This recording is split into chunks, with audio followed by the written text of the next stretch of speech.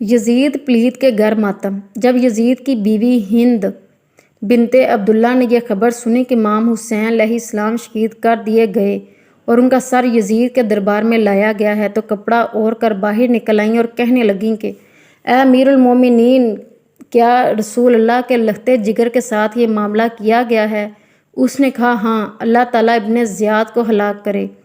اس نے قتل کرنے میں بڑی جلد بازی کا مظاہرہ کیا۔ ہند بنت عبداللہ یہ سن کر بے اختیار رو پڑیں۔